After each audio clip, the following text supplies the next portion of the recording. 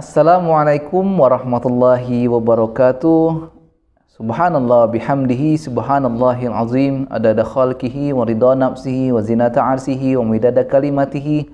Allahumma shalli wa sallim ala sayyidina Muhammadin salatan taftahu biha lana futuhal arifin wa tufaqqihuna biha fid din wa ala alihi wa sahbihi. Alhamdulillah, bersyukur kepada Allah yang telah memberikan kita nikmat iman, nikmat Islam. Kemudian Allah karuniakan hidup lagi untuk kita. Karena kita dikaruniakan oleh Allah hidup, maka lakukanlah yang terbaik dalam hidup. Insya Allah itu untuk bermanfaat untuk kita saat ini dan setelah hidup nanti. Kemudian salawat serta salam mari kita limpahkan kepada junjungan kita Nabiullah Nabi Muhammad sallallahu alaihi wasallam. Assalamualaikum ya Rasulullah. Allahumma shalli wa sallim ala sayyidina Muhammad wa ala ali sayyidina Muhammad.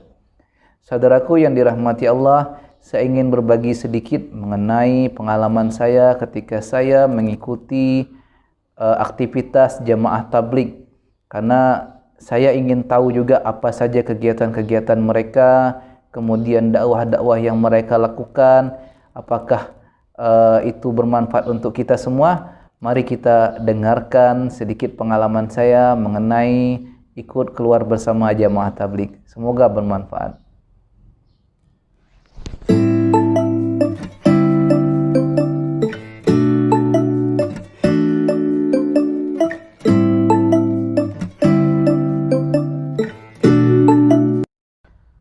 Saudaraku yang dirahmati Allah, izinkan saya berbagi sedikit mengenai pengalaman saya keluar dengan jamaah. Kita sebut jamaah tabligh. Jamaah tabligh ini sering kita lihat di masjid-masjid, ya, mereka mengajak orang, mengetuk pintu rumah saudara-saudara kita agar orang itu datang ke masjid. Terkadang dulu sempat terpikir, kenapa orang ini datang-datang ke rumah-rumah untuk mengajak orang ke masjid. Padahal kan bisa dakwah di rumah langsung gitu. Bisa orang-orang tuh bisa datang kita kasih dakwah. Kenapa harus jemput? Kemudian apa saja sih aktivitas-aktivitas mereka gitu. Dan pernah terbersit mungkin di dalam hati itu, orang jemaah tabligh ini orang-orang yang kurang gaul ya. Itu terbersit di hati. Makanya saya tidak mau membuat hati saya ini menjadi hati yang kurang baik. Saya ikut bersama mereka dan saya ingin merasakan sebenarnya apa yang mereka lakukan. Nah, ini baru kita bisa menyelami apa yang mereka laksanakan dalam dakwah itu. Nah, yang pertama saya pernah ikut, ya, pengalaman saya ketika saya melakukan kuliah saya di Malaysia, ya. Waktu itu kami keluar di Negeri Sembilan, di daerah Kuala Pilah kalau tidak salah ya. Jadi di Negeri Sembilan itu ada sebuah masjid yang jadi target kita untuk melakukan dakwah.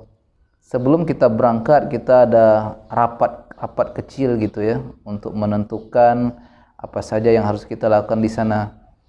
Waktu itu saya masih mahasiswa S3 di salah satu kampus di Malaysia, ikut bersama mereka, dan yang memimpin kami itu bukan orang sembarangan juga, rupanya profesor yang ada di situ.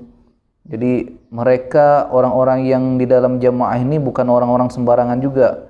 Mereka orang-orang yang terdidik, berilmu juga, dan abid juga. Abid ini ahli ibadah dan alim juga, orang yang ahli dalam ilmu agama. Kemudian kami berangkatlah ke sana dan yang kami lakukan bukanlah membuat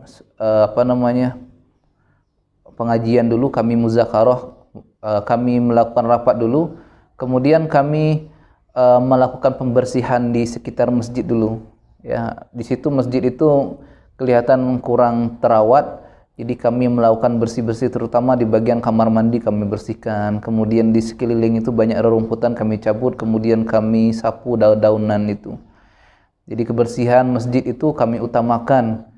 Kalau ada jamaah biasanya setelah dari keluar ada jamaah masuk ke situ yang orang anggapan itu semakin kotor, itu keliru sebenarnya. Mereka menjaga sekali adab-adab dalam kebersihan, malah dibersihkan masjid itu. Kita beli parfum di kamar mandinya biar orang itu nyaman masuk kamar mandi itu. Kemudian kita tambah parfum di kipas-kipas, ya. kita bersihkan, kita vakum debu-debu di karpet masjid itu. Jadi kita lakukan pertama membersihkan masjid. Kemudian biasanya pada waktu sore hari untuk kegiatan malam hari itu kami sebelum pergi ke rumah-rumah orang kami rapat lagi untuk menentukan siapa yang akan berangkat ngetuk pintu, siapa yang bagian ketuk pintu, siapa yang bagian yang mengajak, siapa yang bagian bersolawat. Biasanya ada orang yang bersolawat, ada orang yang berdoa ya. Kemudian ada orang yang bagian yang mengetuk pintunya, yang membagi dakwah, yang mengajak. Kemudian ada yang bagian berzikir di masjid itu, ada orang yang berzikirnya, ibarat generatornya dia yang menghidupkan, mendoakan orang yang sedang berdakwah mengetuk pintu itu.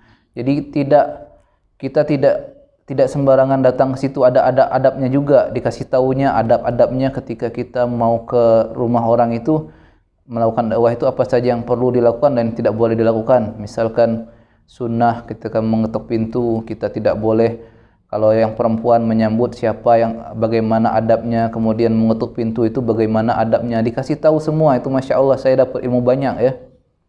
Jadi kita tidak boleh misalkan ngetuk pintu kita lihat isi dalam rumahnya, nggak boleh seperti itu. Ketika yang menyambut perempuan, kita harus segera ngasih tahu ada orang tua, ada yang laki-lakinya enggak. Kalau yang ada laki-laki kita suruh datang ke masjid.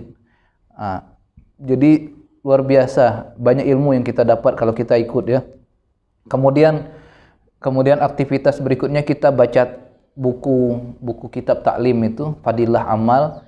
Nah, Fadilah Amal ini isinya adalah hadis-hadis mengenai fadilah amal-amal dalam kehidupan sehari-hari. Misalnya fadilah zikir apa saja. Katanya ada orang yang bilang hadis ini hadis dhaif atau lemah. Kalau hadis dhaif, dia untuk amal tidak ada masalah, itu meningkatkan iman. Kalau saya sendiri yang mengatakan seperti itu, dan banyak ustadz juga mengatakan seperti itu. Kalau hadis yang dhaif itu bukan digunakan untuk hujah hukum, tidak ada masalah. Tapi kalau kita digunakan untuk fadilah amal, itu yang untuk hukum yang tidak boleh, maaf. Tapi kalau untuk fadilah amal tidak ada masalah. Untuk meningkatkan iman kita mengetahui manfaat-manfaatnya, itu tidak ada masalah.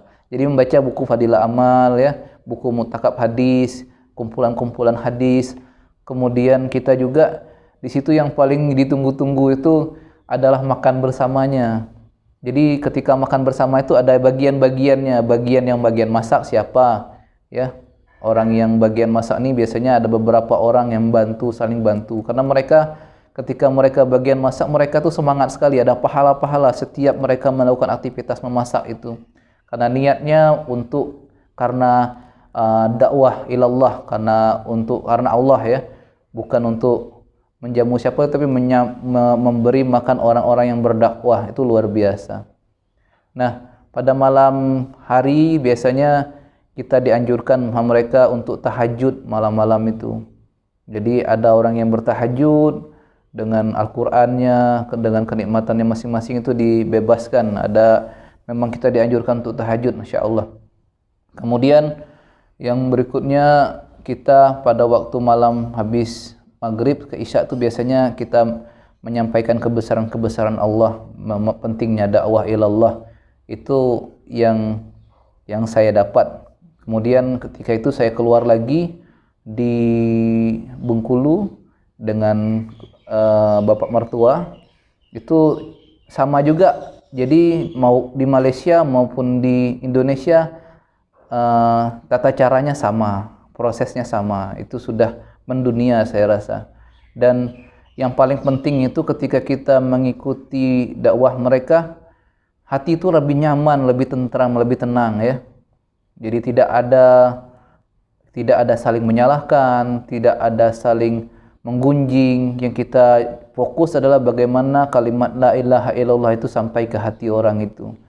Masalah orang itu mau dapat hidayah atau enggak itu urusan Allah lagi. Kita cuma menyampaikan, karena dakwah itu menyampaikan, mengajakkan, bukan memaksa ya. Nah, kalau kita memaksakan pikiran kita bukan dakwah lagi, namanya pemaksaan. Tidak boleh seperti itu. Dan ciri-ciri pengajian yang betul itu sebenarnya membuat hati kita tambah nyaman, tambah tentram kepada Allah ya.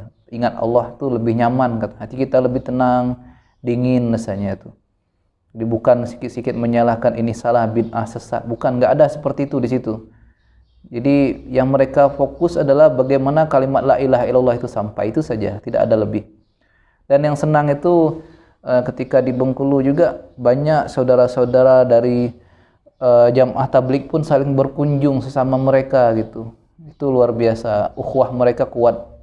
Jadi tidak ada kita itu didoktrin untuk menyalah-nyalahkan orang. Ini kita harus hati-hati, bid'ah, ini sesat.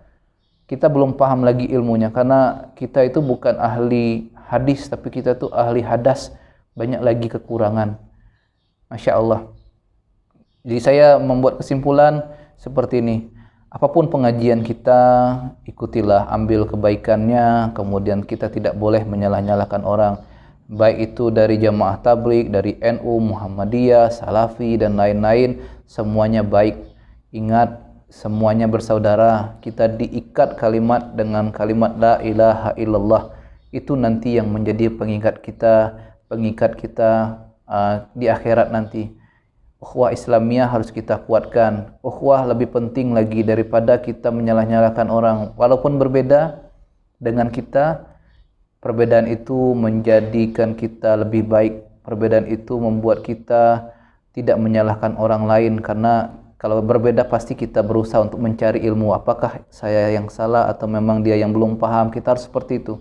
Jadi kita harus berusaha mencari ilmu, itu harus terus ditambah agar kita paham tentang kebesaran Allah itu. Insyaallah bermanfaat saudaraku yang dirahmati Allah. Subhanallah bihamdihi, subhanakallah bihamdika, asyhadu an la ilaha illa anta, astaghfiruka wa atubu ilaik. Mohon maaf atas segala kekurangan dan kelemahan. Mohon di-share dan di-subscribe sebanyak-banyaknya untuk dakwah kita bersama. Assalamualaikum warahmatullahi wabarakatuh.